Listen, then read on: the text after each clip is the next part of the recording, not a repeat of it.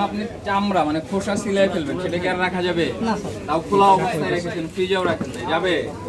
তাহলে এটা কেন রেখেছেন? এটার জন্য এটা স্যার পরিষ্কার করে আমরা কাজ করি। না না, এটা পরিষ্কারের ব্যাপার না, এটা অলরেডি নষ্ট হয়ে গেছে। দাম এবং হচ্ছে যে খাবার তারা পরিবেশন করতো সেটা হচ্ছে মানের তুলনায় খুবই খারাপ ছিল।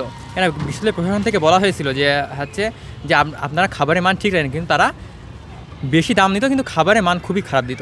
সাধারণ শিক্ষার্থী হিসেবে আমি আজকের অভিযানকে খুবই ফলপ্রসূ বলে মনে হয়েছে, কারণ আমাদের ক্যাম্পাসে বিভিন্ন দোকান সম্পর্কে বিভিন্ন রকম অভিযোগ বিভিন্ন সময় দেখা যায়। খাবারে মাছি, তারপর হচ্ছে পোড়া তেল, এছাড়াও দেখা যায় যে পচা আলু ব্যবহার করতেছে বিভিন্ন জায়গায়। বাংলাদেশ নিরাপদ খাদ্য কর্তৃপক্ষ, জেলা কার্যালয় রাজশাহী এবং ভোক্তা অধিকার অধিদপ্তর এবং রাজশাহী বিশ্ববিদ্যালয়ের প্রশাসনকে নিয়ে আমরা যে যৌথ অভিযানটা চালালাম, সেখানে আমরা বেশ কিছু খাদ্য স্থাপনাতেই অসঙ্গতি পেয়েছি। সেই অসঙ্গতিগুলো ঠিক করার জন্য কী কী করণীয় সেগুলো আমরা দেখিয়েছি। পাশাপাশি যে খাবারগুলো তারা খাওয়াচ্ছে প্রতিনিয়ত ছাত্রদের এবং শিক্ষকদের, সেগুলোর মানটা কেমন, কোনটা কী পরিমাণ দূষিত, আমরা আমাদের মোবাইল ল্যাবরেটরির মাধ্যমে সেটা টেস্টিং করে ইনস্ট্যান্ট আমরা রেজাল্ট দিয়েছি এবং তাদেরকে চোখের সামনে আমরা ধরিয়ে দিয়েছি যে কোথায় কী কী সমস্যা হচ্ছে।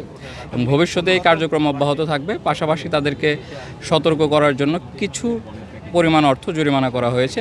পরবর্তীতে আমাদের এই কার্যক্রমগুলো অব্যাহত থাকবে। টানা সপ্তমবারের মতো বেস্ট টিস্যু পেপার ব্র্যান্ড হিসেবে স্বীকৃতি পেয়েছে বসুন্ধরা টিস্যু। প্রতিষ্ঠানগুলো ভিজিট করলাম, এর মাঝখানে সব মিলিয়ে আমাদের কিছু প্রতিষ্ঠানের আশানুরূপ অবস্থান দেখেছি, কিছু প্রতিষ্ঠানে হচ্ছে সতর্কতামূলকভাবে আমরা ফাইন করে ব্যবস্থাও নিয়েছি এবং তাদেরকে কিভাবে কার্যক্রম পরবর্তীতে গ্রহণ করতে হবে সেটাও বলে দেওয়া হয়েছে। 4টা প্রতিষ্ঠানকে জরিমানার আওতায় আনা হয়েছে। 5,000 টাকা 7,000 টাকা হচ্ছে ম্যাক্সিমাম জরিমানা একটি প্রতিষ্ঠানকে করা হয়েছে এবং তাদেরকে সতর্কমূলকভাবে বলেও দেওয়া হয়েছে তাদের পরবর্তীতে কী করণীয় অথবা কিভাবে তাদের পরবর্তীতে কার্যক্রম করতে হবে।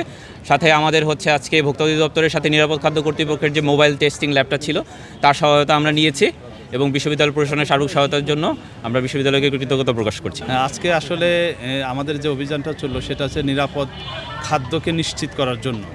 আমাদের শিক্ষার্থীরা বিভিন্ন সময় বিভিন্ন রকমের অভিযোগ করে এবং আমরাও নিজেরাও দেখেছি আমাদের ক্যাম্পাসের মধ্যে যারা বিজনেস করে সে বিজনেসটা খাবার প্রোভাইড করে ঠিকই, কিন্তু সেই খাবারটা নিরাপদ কিনা, হাইজিন মেনটেন করে কিনা, সেইগুলো নিয়ে আমরা যথেষ্ট কনসার্ন ছিলাম এবং আমরা নিজেরাও বিভিন্ন সময় অভিযান চালিয়েছি। কিন্তু আমাদের কাছে টেস্টিং কিট না থাকার কারণে আমরা তাদেরকে যথাযথভাবে সতর্ক করতে পারি নাই বা তাদেরকে জরিমানা করতে পারি নাই। আজকে আমরা নিরাপদ খাদ্য অধিদপ্তরের সহযোগিতায় ওনাদেরকে অনেক ধন্যবাদ। ওনারা পুরা টেস্টিং ল্যাবের যে গাড়িটা সে গাড়ি নিয়ে আসছেন, টেস্টিং কিট যা যা দরকার সব কিছু নিয়ে আসছেন। আমরা সেটার মাধ্যম দিয়ে বিভিন্ন দোকানে পরিদর্শন করেছি, অভিযান চালিয়েছি। তাদের হাইজিন মেনটেন করার যে সমস্ত নির্দেশনা তাদের টেস্ট করার মাধ্যমে যাদেরকে আমরা যারা নিরাপদ খাদ্য দিতে ব্যর্থ হয়েছে তাদেরকে জরিমানা করেছি, সতর্ক করেছি এবং তাদেরকে সচেতন করার চেষ্টা করেছি।